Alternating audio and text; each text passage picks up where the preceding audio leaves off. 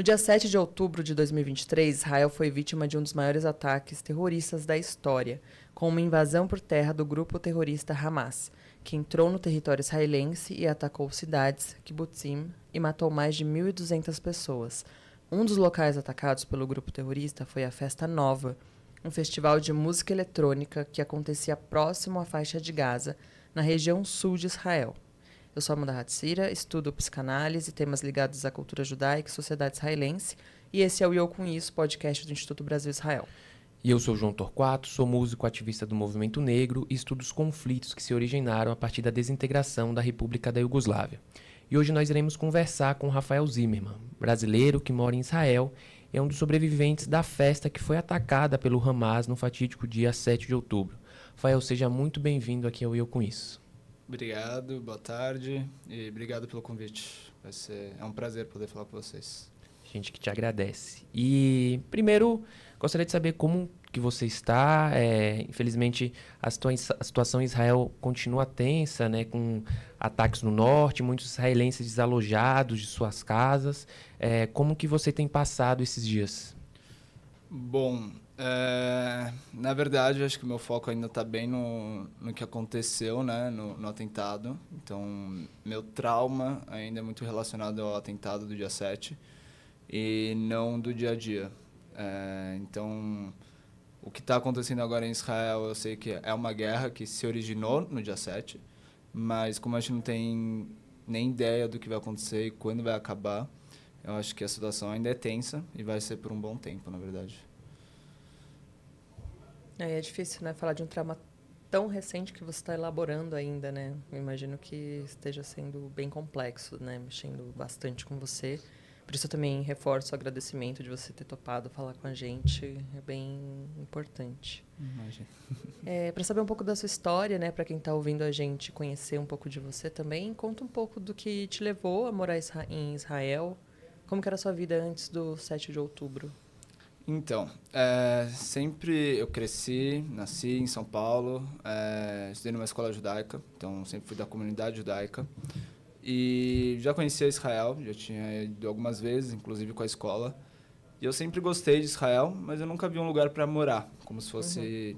Sempre senti que era a minha casa, mas eu nunca vi um lugar para fazer minha vida.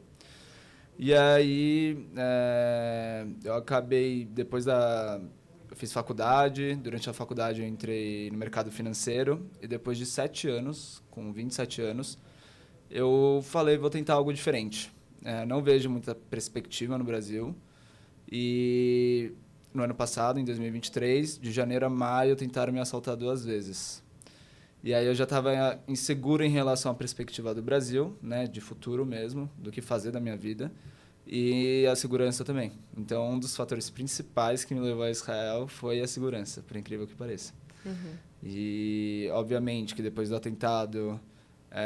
talvez essa questão, né, todo mundo me pergunta, e o que você acha, né, a segurança, como você se sente? Para mim ainda é o lugar mais seguro do mundo. Ainda sinto como judeu, um lugar mais seguro do mundo. E como que era o seu dia a dia lá? Assim, você fez faculdade aqui no Brasil, lá em Israel você estava trabalhando, estudando, querendo dar continuidade a uma carreira acadêmica lá? Então, depois, em maio de 2023, eu fui para Israel, eu fui já com cidadania israelense.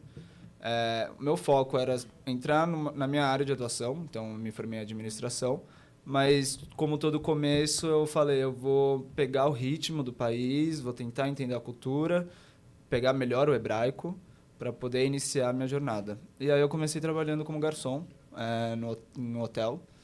E aí depois de um tempo eu fui para outro hotel trabalhar como garçom na piscina e eu estava super feliz, fazendo amigos, conhecendo pessoas, começando uma vida mesmo. Tanto é que uma coisa que me pegou muito é que os meus amigos, inclusive meu melhor amigo no hotel, era muçulmano, é muçulmano. O nome dele é Mohammed. Reza 5 vezes por dia. E assim, para mim era incrível como tinha essa cumplicidade. E eu não entendia, né, como que esse conflito existia. Porque a gente vivia em harmonia. Então, até isso estava me dando um panorama diferente do que é Israel. Então, o fato de trabalhar, estar no dia a dia, eu conseguia enxergar de uma forma diferente. Tinha essa perspectiva de coexistência mesmo, assim, como você traz, né? Exato, e as pessoas, assim, do outro lado do mundo, aqui no Brasil, é muito fácil a gente falar, né? Mas estando lá, realmente eu vi como é diferente, como realmente dá. Realmente existe essa coexistência. O árabe israelense, ele tem uma vida agradável, melhor do que muitos brasileiros aqui. Então, a qualidade de vida de lá é muito boa. Então, os próprios árabes muçulmanos que estão em Tel Aviv, por exemplo, eles não gostam do que está acontecendo, porque a vida deles acaba sendo afetada, assim como a do israelense. Então, é algo que eu vi na pele, né? Eu estava lá, eu sei como é a vida. E dá para existir a vida com os dois juntos. Agora eu não sei. Depois dessa guerra eu não sei, mas antes existia. E como que foi, né, aquela manhã do dia 7 de outubro? A gente sabe que tinha muitos brasileiros que infelizmente morreram nessa festa. O que você se lembra daquele dia, né? Como você conseguiu se salvar desse evento? Então, tudo começou mais ou menos em junho. Eu estava na beira da praia, na orla. E aí eu estava com uma bola brincando com um amigo. E do nada, um israelense veio brincar com a gente. Foi quando eu conheci o Hanani. Esse amigo israelense, ele perguntou de onde a gente era, a gente falou que era brasileiro, e ele apresentou o Hanani. O Hanani falou que tinha uma festa chamada Universo Paralelo, que é famosíssima no Brasil, inclusive é o pai do Alok, que é o dono, né, da festa. Eu já tinha ido aqui no Brasil, no festival, e aí eu falei, pô, eu vou, em Israel ainda, claro que eu vou. A gente combinou de ir juntos, e aí no dia 6 de outubro, na sexta-feira, a gente se encontrou em Beersheba, que é mais ao sul de Israel. Por quê? Porque a festa só envia a localização 2 horas antes do evento. E como não tem transporte público na sexta-noite, devido ao Shabat, né, ao dia mais santo para o judeu, então não tem transporte público, então ele falou, vamos de tarde para o sul de Israel, porque a festa vai ser por lá, e de lá a gente vê como é que vai para a festa, quando enviarem a localização. Então a gente se encontrou em Beersheba, e foi um dia maravilhoso. A gente fez piquenique, a gente comeu a comida favorita do Hanani, a gente cantou violão, a gente tocou violão, cantou. A gente foi para casa de um amigo dele, ficou esperando até que a gente recebeu a localização. A localização dava do lado de Gaza. E aí eu perguntei pro Hanani, falei, Hanani, é tranquilo a gente ir para essa festa? Porque é muito perto de Gaza, eu nunca fui tão perto de Gaza. Nunca cheguei tão perto de Gaza. Ele falou, Rafa, sim, eu já fui em outras festas lá. E meu maior medo é que a polícia pare a festa. Por incrível que pareça. E o curioso é que tinha policial na festa. Apesar de tudo, tinha. É algo que talvez as pessoas não saibam. Bom, a gente foi com um amigo dele para a festa. Então chegamos lá em torno de 11 da noite, na sexta-feira. Abriu meia-noite os portões e entramos. A gente conheceu alguns brasileiros e a gente deixou nossas coisas com eles. A gente tinha levado uma mochila a cada um e água. Então a gente deixou com eles lá na barraca, porque a gente não levou barraca. E aí a festa vai, felicidade, todo mundo em paz. É uma festa que celebra o amor, que celebra a paz. É uma festa que é conhecida por isso, diferente de todas as festas do mundo. E realmente estava esse clima, um clima alegre. Pessoas de todas as religiões, de todas as nacionalidades, tinha gente de todo lugar do mundo. E aí, em torno das 6h30 da manhã, eu estava sozinho, na frente do palco, e eu começo a ouvir barulhos de fogo de artifício. Então, começa a fazer pá, pá, pá. E aí eu olhei para cima, porque eu realmente achei que era fogo de artifício. Eu olhei para cima e eu vi vários mísseis passando. Não dava para contar a quantidade de mísseis que tinha. Não dava. Era, assim, muito míssil passando. Nessa hora, eu me abaixei. Eu não fiz exército. Eu fui com 27 anos para Israel, ou seja, 5 meses antes do atentado. Eu não sabia como me defender, o que fazer, como reagir naquela situação. E aí eu me agachei, pararam a festa na hora, pegaram o microfone, falaram Tsevadom, Tsevadom, que é código vermelho, ou seja, se protejam. E aí eu olhei para o lado e cada um estava com uma reação. Tinha gente chorando, tinha muita gente correndo, e tinha gente filmando, porque talvez por ser algo natural, um míssil, né, para um israelense, achou que iria parar. Mas quando eu vi muita gente correndo e a cara de desespero das pessoas, eu entendi que era grave. Eu entendi que era algo a mais do que o israelense está acostumado. Então, nessa hora, eu fiquei 1 minuto agachado, eu estava sozinho. Eu resolvi sair correndo em direção à barraca, que a gente deixou as coisas. E aí eu fui encontrar o Hanani e a Rafaela, a namorada dele. Eles foram juntos, né, comigo para a festa, e eu falei, eu vou embora com eles. A gente não foi de carro, a gente foi de carona. Então, a gente não tinha como ir embora. Quando eu encontrei eles na barraca, o Hanani, ele já acelerado, porque ele já estava percebendo o quão tensa estava a situação. Ele falou com um padrasto da Rafa, que é policial, e os dois concordaram que a melhor situação era ir para o bunker, achar um bunker. Ele estava na festa, o policial? Não, o padrasto não. Mandaram mensagem para ele falando, todo mundo, Israel inteiro acordou, né, por causa da sirene. Então, os mísseis eram em direção a Tel Aviv, em direção ao centro, mas o que acontece? Como tem um antimíssil, ele explode o míssil no ar. Então, esse era o maior perigo na festa em si, naquele momento. Era os mísseis caírem e um monte de gente, então era super perigoso.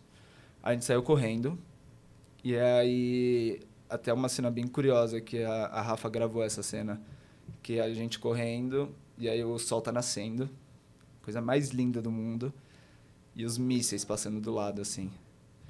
E a gente falando, nossa, parece um apocalipse, tipo, parece um fim do mundo. E a coisa mais linda do mundo, nascer do sol. E aí a gente parou um carro no meio da estrada, a estrada era bem perto da festa. Era um casal que estava na festa, eles correndo assim de carro, pararam o carro, a gente se jogou dentro do carro. E aí o Hanani falou com eles, a gente precisa parar num bunker. E aí a gente andou um pouco na estrada, a gente andou menos de 1 minuto de carro, a gente parou num bunker. O bunker, ele é diferente de tudo que a gente conhece e imagina. Eu não sei se eu posso mostrar a foto para vocês, não sei se vocês querem ver. Mas o bunker, ele é numa estrada, ele é num ponto de ônibus. Qual que é o foco desse bunker? É proteger de mísseis. Então, não tem porta. É bem pequenininho, então você para o carro no ponto de ônibus e entra nesse bunker. O problema é que esse bunker não tem porta e ele comporta poucas pessoas. E até então era um ataque de mísseis. Vocês não tinham ideia que o Hamas estava entrando por terra nesse momento, não né? Não tinha ideia. Tanto é que a gente foi um dos primeiros a entrar no... A gente foi um dos primeiros a entrar no bunker. Foi os primeiros, na verdade. E assim, eu me senti super seguro. Eu falei, tô seguro. Um amigo meu que estava na festa, ele mandou mensagem falando, Rafa, tô indo embora de carro. Se você quiser carona, agora é a hora. E eu falei, tô tranquilo, tô num bunker, me sinto seguro. Ainda falei isso. Bom, começou a chegar muita gente. Primeiro eu quero mostrar o bunker para vocês, porque realmente é algo que ninguém imagina como seja. Algo diferente de tudo. Sim, para quem estiver vendo pelo YouTube, depois a gente coloca a imagem. Exato. Nossa. Você entendeu? Então não é subterrâneo, é um negócio de cimento. Isso importa. Bom, a gente começou a esperar um tempo, e na minha cabeça eu só pensava, uma hora o exército vai vir, uma hora o exército vai vir, e isso era só míssil. Até que começou a chegar muita gente, muita gente. Um lugar que era para 15 pessoas, bem menor do que esse, inclusive, tinham 40. Nossa. Tinham 40 pessoas, contadas depois. 40 pessoas amontoadas, já não dava para respirar, já não tinha ar, eu estava no fundo do bunker. Então, o pessoal, como eles já têm experiência de exército, eles falaram, pessoal, vamos sentar metade e outra metade ficar em pé para dividir o ar. Como a gente nem pensa nisso, né? Como a gente nem tem uma situação dessa para se pensar nisso. E aí, depois de meia hora, mais ou menos, dentro do bunker, eu estava encostado bem na parede, bem aqui. Eu começo a sentir tiro vindo aqui, só que ele não passava. Ele vinha nas minhas costas, só que não passava o cimento. Você sentiu o impacto. O impacto, exato. E aí senti 1, 2, até que veio uma granada do lado de fora. E aí eu lembro de me abaixar assim, só ouvir aquele barulho de filme, aquele pi no ouvido. E aí que eu entendi que começou. Nessa hora a gente se abaixou, todo mundo meio que se abaixou. Eu estava bem aqui encostado na parede. Eu comecei a ouvir uma voz feminina do outro lado, como se ela tivesse encostada aqui, só que do lado de fora. Era uma policial. Eu não sabia que tinha uma policial do lado de fora. ela começou a falar no rádio que a gente estava sendo atacado e que ela não ia conseguir aguentar, provavelmente. Do nada, depois de uma troca de tiros, não sei quanto tempo passou, perdi total noção de tempo. Eu começo a ouvir muito tiro, imagina, do meu lado, muito tiro e muito Allahu Akbar, com raiva.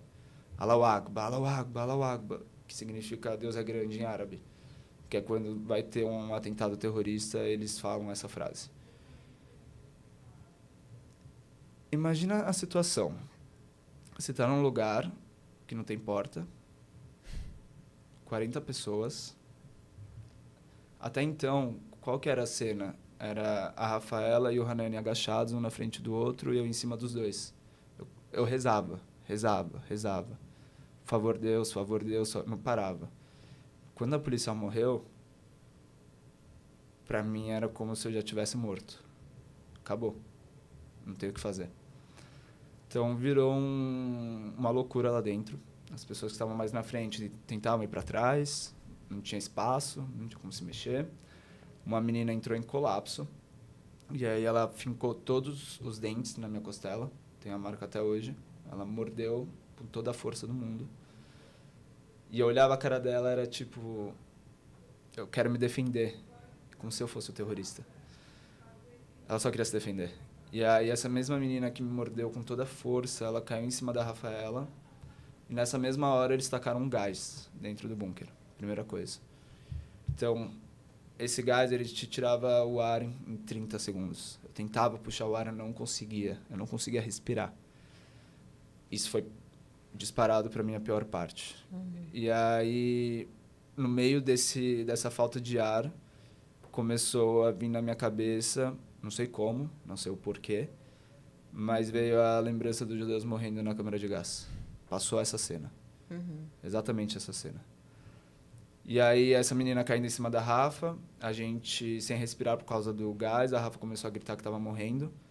Eu e o Hanani tentando tirar a menina com toda a força, a gente não conseguiu. Imagina a força que ela estava fazendo. E aí, eu olhei a cara do Hanani de desespero, do tipo, preciso fazer alguma coisa, preciso. Ele fez exército, já morava 7 anos lá em Israel, acho que ele tinha mais essa consciência. E aí ele falou, preciso fazer alguma coisa, eu vi a cara dele. E ele foi pra frente, a gente estava bem no fundo do bunker, ele foi pra frente. E aí nessa hora, já começaram a jogar granada lá dentro, começaram a atirar, várias granadas. São granadas de estilhaços, ou seja, não é aquela granada que explode, mas é aquela granada que explode e sai estilhaço para todo lado. Inclusive eu tenho marcas nas costas, na barriga aqui de estilhaço, mas acho que a primeira coisa que eles fizeram foi jogar o gás para tentar tirar as pessoas e matar, e depois as granadas para matar todo mundo que estava lá dentro. Então eles jogaram as granadas, eles atiraram. Poucas vezes eu olhava para o lado, eu lembro de estar agachado, eu olhava para o lado, muitas poucas vezes, e uma das vezes que eu abaixei, que eu olhei, eu vi o Hanani sendo atingido e agonizando. Só que naquela hora eu sabia que todo mundo ia morrer. Então, na verdade, eu só estava esperando o meu momento. E eu queria muito que chegasse o meu momento. Vocês não têm ideia. Eu queria muito morrer naquela hora. O terror psicológico é tão forte. E, assim, você não tem condições de sair de lá, porque você sabe que é pior. Então, você aceita. E aí, eu simplesmente aceitei. Depois de várias granadas, vários tiros, eu desmaiei. Aí, quando eu acordei, eu já estava entre corpos. Já estava vários corpos. E eu acordei já fingindo de morto. Então, eu acordei com o olho fechado, braço esticado, fingindo de morto.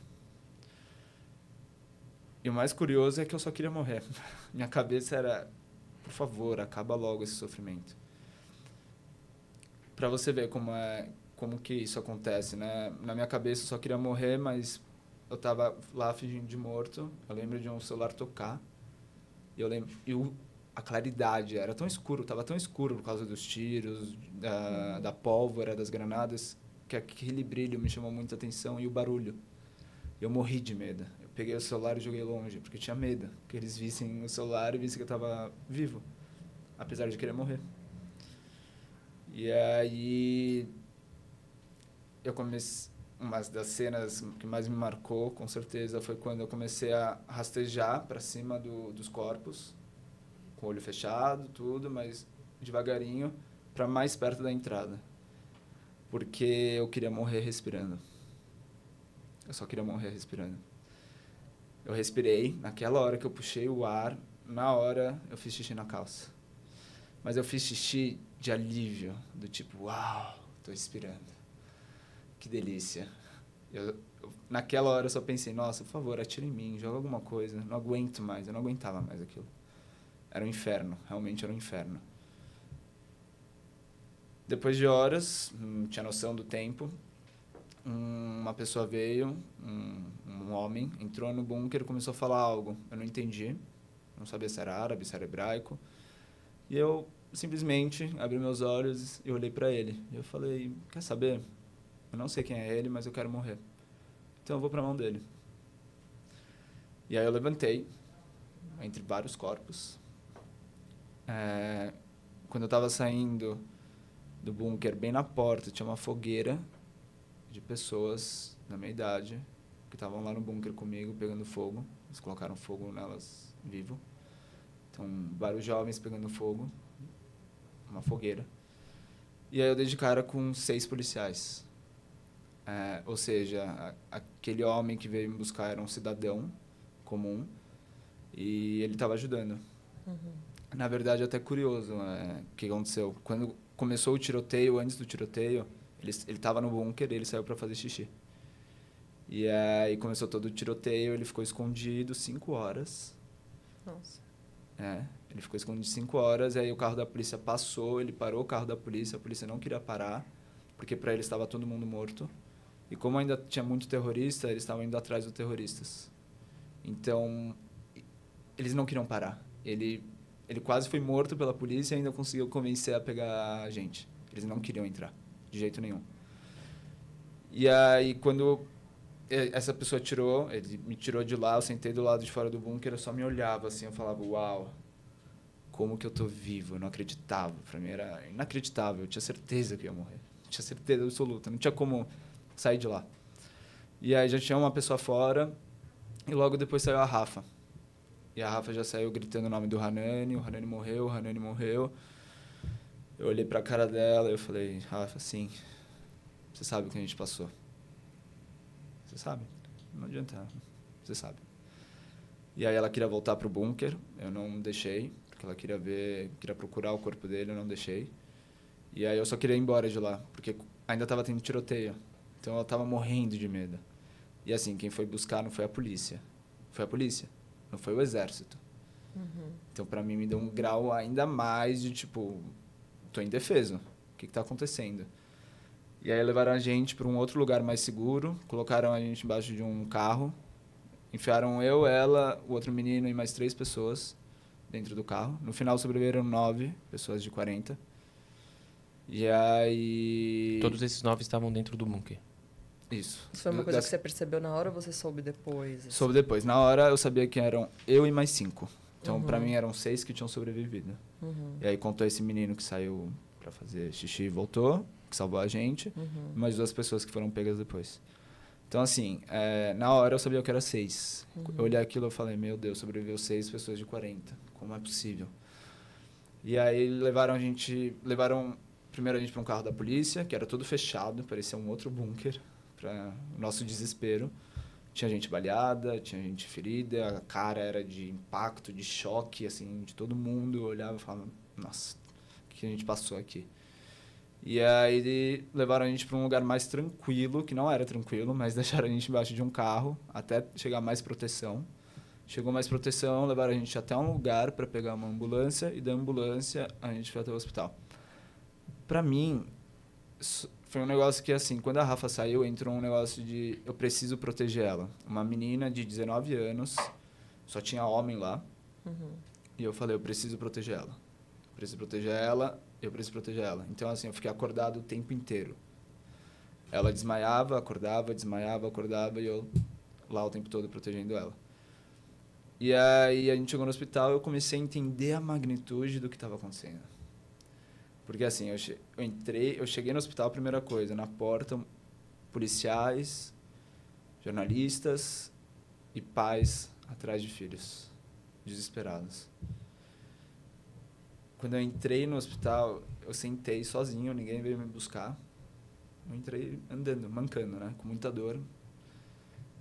Eu sentei numa cadeira e comecei a chorar, simplesmente. Desabou ali, né? Desabei Tudo ali. que você tinha passado foi esclarecendo, assim, tipo, percebendo tudo que você tinha passado, né? Até então eu tava com medo ainda. Uhum. Tava morrendo de medo. Tava ainda, no modo defesa, né? apesar do médico pegar minha frequência cardíaca e tá em 50, que é baixíssimo, Nossa. mas eu tava morrendo de medo. Tava com muito medo.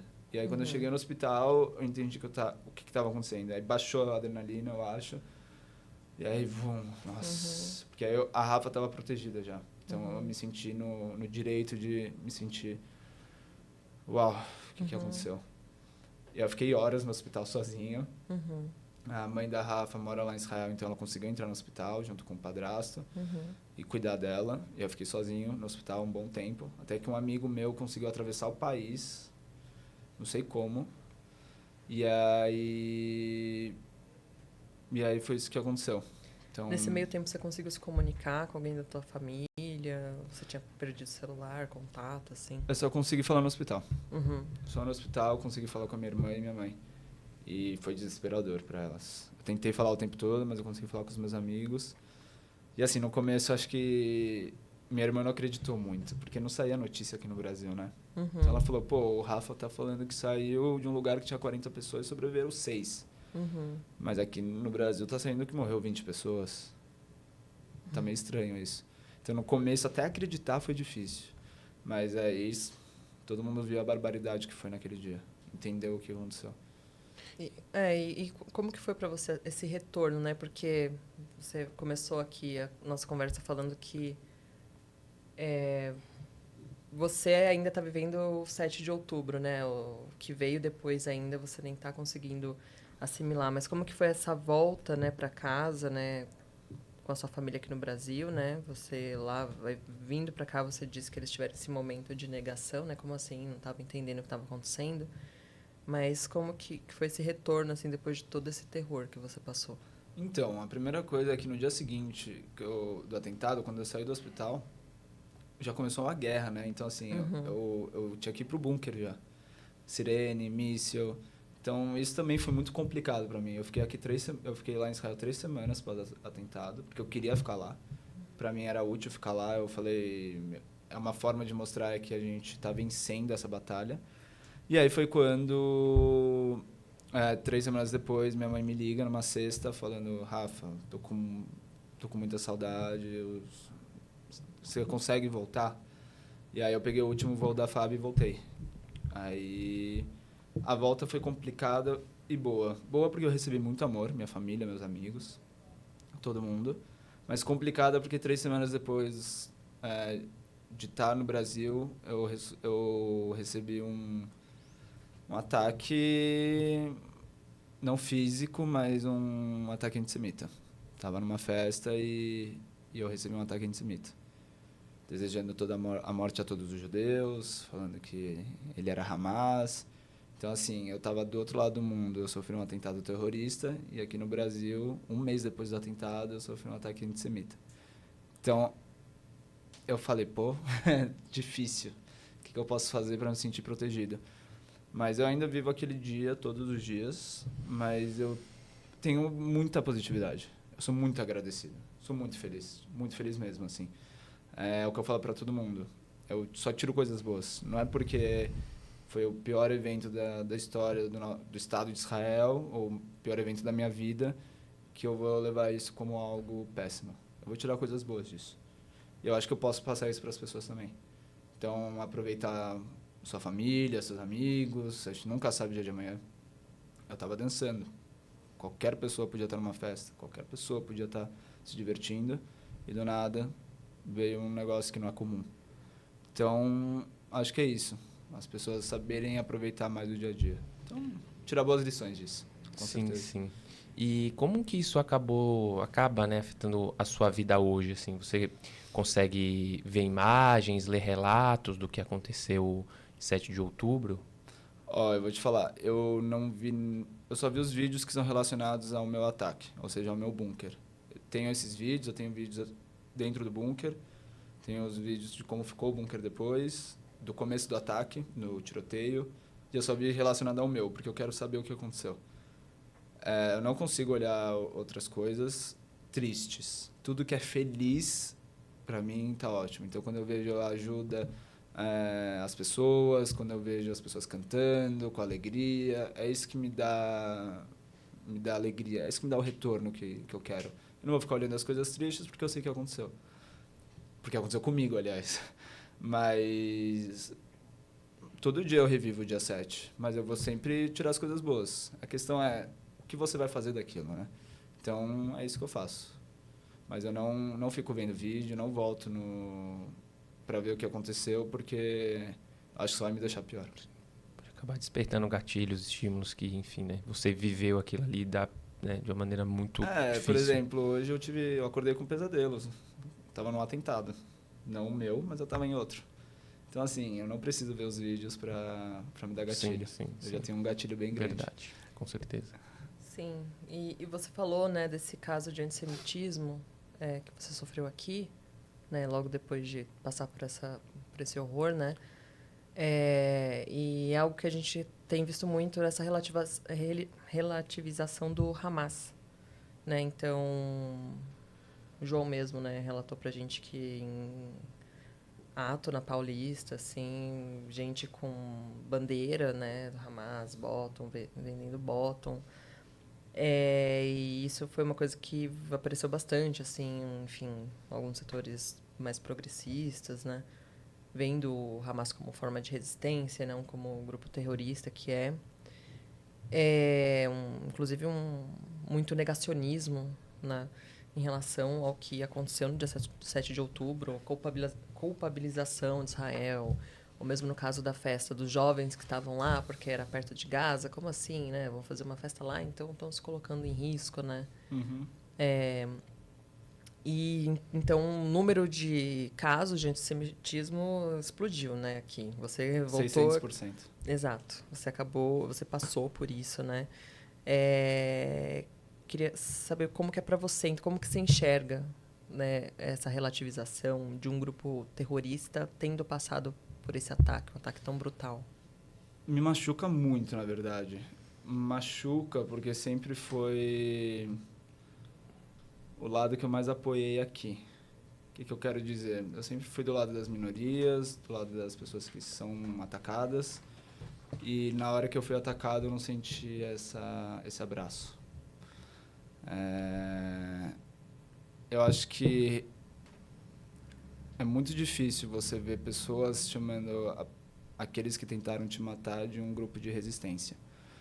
Porque quando eles chegaram lá, eles não perguntaram qual era a minha religião, qual era a minha nacionalidade, o que eu pensava sobre o conflito. Inclusive, depois do ataque, eu voltei para o hotel que eu trabalhava para conversar com as pessoas, e eu conversei com o Mohamed, meu grande amigo muçulmano. Falei, Mohamed, lá no meio do ataque eu pensava em você acredita? Falava, se você estivesse lá, não iria acontecer nada disso comigo. Você iria me proteger. Aí ele deu uma risada e falou, Rafa, se eu estivesse lá, eu teria morrido. Ele falou, eles não iriam perguntar nada, eles iriam me matar. Então, aqui é uma questão que a gente está falando de um grupo terrorista e não um grupo político ou de resistência. E só quem vive lá ou está a par do assunto sabe disso. Então, o que eu sinto aqui é muita ignorância. Mas o que me pesa mais é as pessoas emitindo opinião sem saber. Então, a ignorância não é um problema. O problema é você odiar, ter a opinião forte, ter aquele sentimento de ódio, sem nem você saber sobre o assunto. Então, é isso que mais me pega. Eu que passei pelo que eu passei, eu não tenho ódio. Eu não tenho ódio nenhum. Eu não tenho raiva nenhuma. Por que essas pessoas sentem raiva de mim? Aí vem o questionamento. Será que eles realmente acham que é pela causa ou será que é um ódio por odiar? Que aí vem o antissemitismo, né? Que é o ódio por odiar. Então, eu acho que esse ódio por odiar, ele está cada vez mais forte. E sim, líderes que propagam isso para o país acabam refletindo, infelizmente. Então, uma fala mal colocada, uma opinião que você não está sabendo tão bem, mas você colocar isso para o Brasil todo, vai refletir. Porque o brasileiro, infelizmente, ele não vai tão atrás da informação quanto seria o necessário. E eu estou falando de qualquer lado político, qualquer lado religioso, o brasileiro em geral. Não tem um lado. O meu lado aqui é o da vida. E o lado da vida não pode estar tá a favor do Hamas. O Hamas é um grupo terrorista. Teve uma entrevista que eu dei, acho que na Globo, para Ana Maria Braga, e que logo antes um jornal citou o Hezbollah como um grupo não terrorista, mas um grupo político. O Hezbollah que hoje matou 2 pessoas, jogou míssil. Isso é um grupo político? Então, assim, a forma como é passado para as pessoas não têm culpa. Mas é difícil. É difícil eu estar no meu país e saber que eu não sou bem recebido e saber que as pessoas me odeiam pelo que eu sou, sendo que eu apoiei essas pessoas, sendo que eu estava do lado delas. É o que eu sempre falo para as pessoas. Eu falo, antes de você pensar ou ir atrás, pensa assim, você lá, nessa situação, como você é hoje, desse jeito, a pessoa que você é. Se você pisar em Israel ou pisar lá em Gaza, o que acontece com a sua vida? Você acha que vai ter discussão política em Gaza? Você acha que vão perguntar o que você acha de Israel, Palestina? Em Israel, você tem uma democracia. Você tem grupos árabes no parlamento. Você tem 30% da população árabe. E só cresce. Então, como que funciona isso? É aquela coisa, só vivendo para saber. Eu vivi em Israel e eu tenho o poder de falar para saber como é lá. Mas ver os brasileiros reagindo do jeito que estão me entristece muito. Dá medo até. É isso, né, que a Amanda relatou. Você via na Avenida Paulista ali, um lugar público de manifestação, as pessoas com bandeira e camiseta do Hamas, mas também com camiseta do Hezbollah, da Jihad Islâmica, que são outros grupos terroristas que são inclusive contrários às ideias dessas pessoas, que são ideias seculares, são ideias laicas, que se forem defender essas ideias próximas desses grupos, vão acabar sentindo uma reação não muito democrática, né? Exato. É muito... Assim, não precisa nem buscar tanta informação, é só se colocar na posição. Pô, se eu estivesse lá, o que aconteceria comigo? Vamos lá, o que aconteceria? Então, a pessoa não se coloca nessa situação. Mas se ela pensar só um pouquinho, ela vai falar, pô, se eu estivesse em Israel, eu teria direito a falar, eu teria direito a conversar. Pode discordar, igual aqui no Brasil, né? Somos uma democracia. Mas se eu estivesse lá em Gaza, o que aconteceria comigo? Será que o Hamas iria me ouvir? Uma mulher de regata lá em Gaza, será que ela ia se sentir confortável? Não sei. Né? Sim, sim.